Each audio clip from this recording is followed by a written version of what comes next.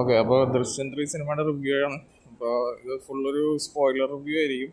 അപ്പോൾ സിനിമ കണ്ടിട്ട് ഈ വീഡിയോയിലോട്ട് തിരിച്ചു വരാം. അതല്ലെന്നുണ്ടെങ്കിൽ നിങ്ങൾക്ക് സിനിമ ഓൾറെഡി കണ്ടു എന്നുള്ളതാണെങ്കിൽ ജസ്റ്റ് ചെറിയൊരു എക്സ്പ്ലനേഷനും മൊത്തത്തിൽ സിനിമയുടെ ഒരു റിവ്യൂ ആയിരിക്കും ഇത്.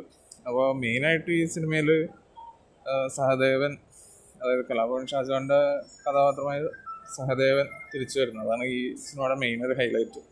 അതുപോലെ ഗീതാ പ്രഭാകറും പ്രഭാകറും, അതായത് സിദ്ദിഖ് ആശ്വാസത്തിൻ്റെ ക്യാരക്ടേഴ്സിൻ്റെ അവരുടെ തീരാത്ത പാക കാരണം അവർ തിരിച്ചു വരുന്നു.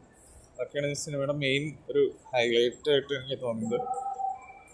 സിനിമയിൽ ഭയങ്കര ട്രാക്കാണ്. ഫസ്റ്റ് ഹാഫ് ഭയങ്കര ട്രാക്ക്. അതായത് അഞ്ജു എന്നുള്ള ഇവരുടെ മൂത്തമോളുടെ അൻസിബയുടെ കഥാപാത്രം, കുട്ടിയുടെ കല്യാണം, അത് എങ്ങനെ അതൊക്കെ മുടങ്ങുന്നു എന്നുള്ളതിനൊക്കെ ബേസ് ചെയ്താണ് ഫസ്റ്റ് ഹാഫ് ഭയങ്കര ട്രാക്കാണ്. അതേപോലെ സിനിമ വളരെ സ്ലോ ആണ്. സെക്കൻഡ് ഹാഫിലോട്ട് വരുമ്പോൾ ഈ ജോർജ് കുട്ടീനെ വീണ്ടും ട്രാപ്പ് ചെയ്യാനും വീണ്ടും തെളിവുകൾ വെച്ച് വീണ്ടും അറസ്റ്റ് ചെയ്യിക്കാനുള്ള പ്രഭാകറിൻ്റെയും ഭരത് ഗോപി പോലീസ് കഥാപാത്രമൊക്കെ കഴിഞ്ഞ സിനിമയിലെ പോലീസ് കഥാപാത്രത്തിൻ്റെ പുള്ളി എല്ലാവരും കൂടി ചേർന്ന് സഹദേവനെ വെച്ച് കളിക്കുന്ന പ്ലാനും എങ്ങനെയാണ് ഫസ്റ്റ് സിനിമയിൽ സെക്കൻഡ് സിനിമയിൽ പ്രത്യേകിച്ച് വരുണ്ട ബോഡി മാറ്റിയപ്പോൾ എല്ലുകളെടുത്ത് മാറ്റിയതിനെയൊക്കെ ബേസ് ചെയ്ത് വീണ്ടും ആ തെളിവുകളുടെ പുറകെ പോയി വീണ്ടും ജോർജ് കുട്ടിയെ ട്രാപ്പ് ചെയ്യാൻ നോക്കണം.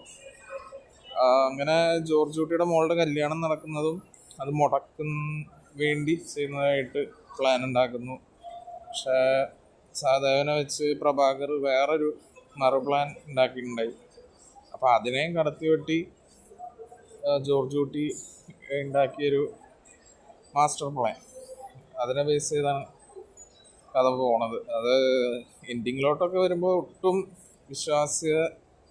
വിശ്വസിക്കാൻ പറ്റാത്ത തരത്തിലുള്ള ഒരു വല്ലാത്തൊരു എൻഡിങ്ങൊക്കെ. അതായത് ഇതിൽ നിന്ന് രക്ഷപ്പെടാൻ വേണ്ടി ജോർജ് കുട്ടി സ്വന്തം മോളെ അടിച്ച് കൈയൊക്കെ മുറിച്ച്, അതായത് ആ കുട്ടിയുടെ ഫസ്റ്റ് ഹണിമൂണിൻ്റെ സമയത്ത് ഈ അൻസിബയുടെ കഥാപാത്രത്തെ കിട്ടുന്ന ചെക്കനെ പ്രഭാകരാണ് അറേഞ്ച് ചെയ്തത്. അപ്പോൾ അവൻ വഴി തെളിവുണ്ടാക്കുക എന്നുള്ള ഇത് ലക്ഷ്യം തോന്നുന്നു. അപ്പോൾ കല്യാണമൊക്കെ നടത്തിയിട്ട് ഇവർ റിസോർട്ടിലോട്ട് പോകുമ്പോൾ അവിടെ വെച്ച് തെളിവുകൾ ഉണ്ടാക്കുക, ഈ കല്യാണം കഴിച്ച ചെക്കനെ അൻസിബ കൊന്നു എന്നുള്ള രീതിയിലാക്കുക, അതുവഴി അവളെ അറസ്റ്റ് ചെയ്യുക.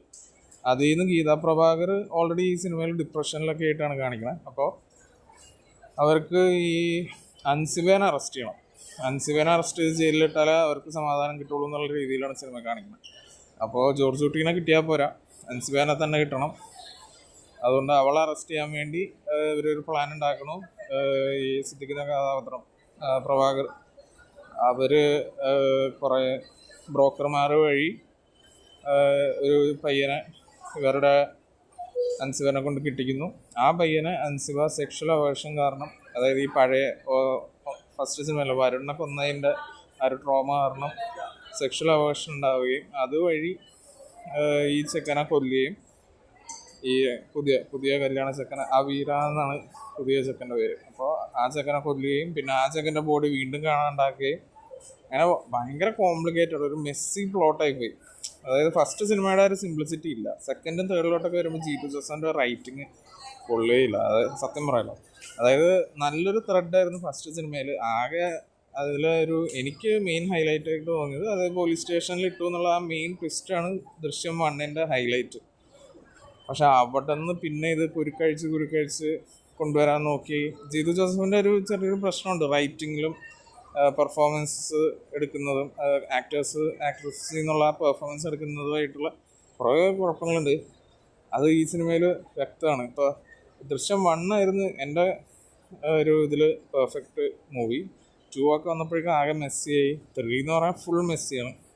മൊത്തം ആകെ അഴുകി ദ്രവിച്ചൊരു പോലത്തെ ഒരു സ്ക്രിപ്റ്റ്, തീരെ കൊള്ളില്ല അത്. പക്ഷേ എനിക്ക് ഏറ്റവും നന്നായിട്ട് തോന്നിയത് സിനിമയുടെ സിനിമാറ്റോഗ്രഫി 1നും 2നും അപേക്ഷിച്ച് നോക്കുമ്പോൾ സിനിമാറ്റോഗ്രഫി വളരെ മെച്ചപ്പെട്ടിട്ടുണ്ട്.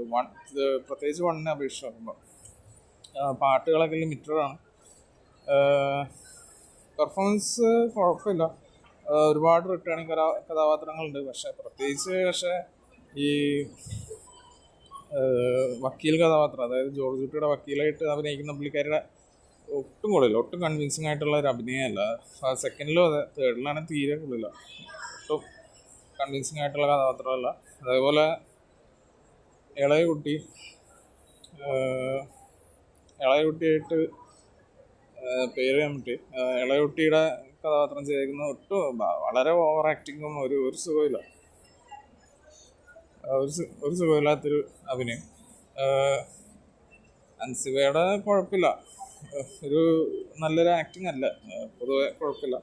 മോഹൻലാൽ കഷ്ടപ്പെട്ട് അഭിനയിച്ചിട്ടുണ്ട്. മീനയും കുഴപ്പമില്ല. പക്ഷേ കഥയ്ക്കൊരു ഫുള്ളില്ല.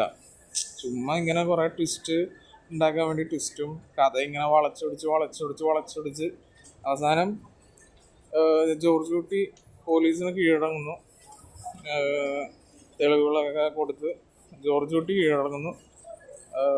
സിദ്ദിഖിൻ്റെ കഥാപാത്രം പ്രഭാകരോട് പറയുന്നു. അവർ തമ്മിലൊരു ഡീലായിട്ട് ജോർജ് കുട്ടി കീഴടങ്ങുന്നു. അപ്പോൾ വീണ്ടും നമ്മുടെ മെയിൻ പോലീസ് മുരളി ഗോപി പറയുന്നത്, അതായത് ഒരിക്കലും നമുക്കവനെ തോൽപ്പിക്കാൻ പറ്റില്ല, അവൻ്റെ കുടുംബത്തെ മോളെയും രക്ഷിക്കാൻ വേണ്ടി ഏതറ്റം വരെയും പോകുമെന്ന് പറഞ്ഞ് നമ്മൾ സിനിമ തീർന്നു എന്നൊക്കെ വിചാരിക്കണം. മോഹൻലാൽ തിരിച്ച് സ്ക്രീനിലോട്ട് നടന്നു വരുന്നു, കണ്ണടയ്ക്കുന്നു, ഒരു കണ്ണുനീര് വീഴുന്നു. അവിടെ ടൈറ്റിൽ എഴുതി കാണിക്കണം. അവിടെ കഥ വീണ്ടും പിന്നെ ഒരു ചെറിയൊരു മിഡ് ക്രെഡിറ്റ് സീൻ പോലെ പോവുകയാണ്. മറ്റേ US-ലോ UK-ലോ ഇരിക്കുന്ന ആശാശരത്തിൻ്റെ ഗീതാ പ്രഭാകരനെ അങ്ങോട്ട് പോകണം. അപ്പോൾ ആദ്യം ഇവരുടെ ന്യൂസ്, അതായത് ജോർജ് കുട്ടീനെ അറസ്റ്റ് ചെയ്തു എന്നുള്ള ന്യൂസ് TV-യിൽ കാണുന്ന സിദ്ദിഖും ആശാശരത്തും TV-യിൽ അത് കാണുന്നു. അപ്പോൾ അവർക്ക് ചെറിയൊരു സന്തോഷം കാണിക്കുന്നുണ്ട് ആശാശരത്തിൻ്റെ മുഖത്ത്, അതായത് ഗീതാ പ്രഭാകരൻ്റെ മുഖത്ത് ചെറിയൊരു സന്തോഷം പോലെ നമ്മൾ കാണുന്നു.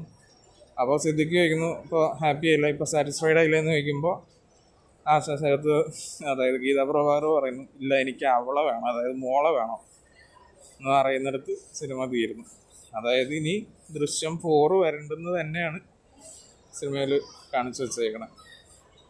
അപ്പോൾ ഓവറോൾ കഥ വലിച്ചു നീട്ടി ഇപ്പോൾ ആട് 3 ചെയ്ത പോലെ തന്നെ ഒരു വല്ലാത്തൊരു ചതിയായിപ്പോയി. അതായത് 3-ാം ഭാഗം അവസാനം എന്നൊക്കെ വിചാരിച്ച് വന്നപ്പോൾ വീണ്ടും അതിന് ഇനിയും ഭാഗങ്ങളുണ്ടാവും. അതായത് ഒരു കൺക്ലൂഷനും ഇല്ല. ഇതിങ്ങനെ അവർ വലിച്ചു നീട്ടിക്കൊണ്ട് പോകുന്നുള്ളത് ഏതാണ്ട് ഉറപ്പായി.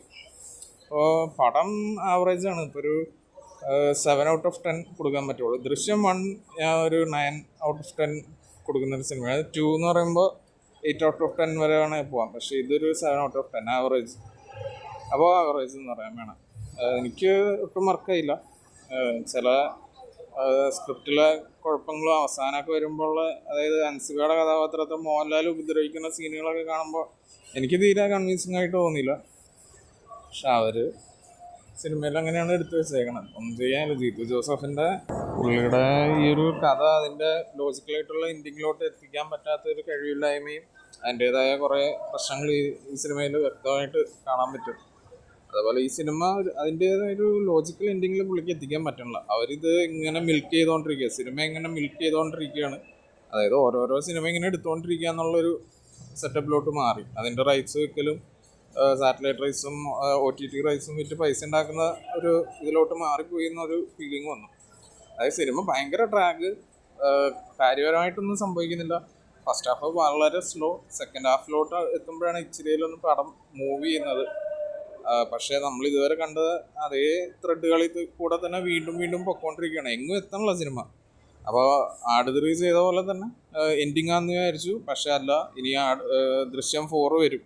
അതിൽ വീണ്ടും ഗീതാ പ്രഭാകർ അവരുടെ റിവെഞ്ച് സാറ്റിസ്ഫൈ ചെയ്യാൻ വേണ്ടി എന്തെങ്കിലുമൊക്കെ കാണിച്ചു കൂട്ടുന്നു. വീണ്ടും ഇതേപോലെ ദൃശ്യം 5 വരും. ഇങ്ങനെ പൊക്കോണ്ടിരിക്കുക. അതായത് ഒരിക്കലും തീരുന്നൊരു സിനിമയാണെന്ന് തോന്നുന്നില്ല. ഫ്രാഞ്ചൈസ് ഒരിക്കലും നിർത്താനും പോകണില്ല, കാരണം അവർക്ക് ലാഭമാണല്ലോ വേണ്ടത്. അപ്പോൾ ഓവറോൾ ഒരു 7 out of 10 അത്രയും കൊടുക്കാൻ പറ്റുള്ളൂ. ദൃശ്യം 1 ഒരു 9 out of 10 ആയിരുന്നെങ്കിൽ 2 ഒരു 8 out of 10, 3 ഒരു 7 out of 10.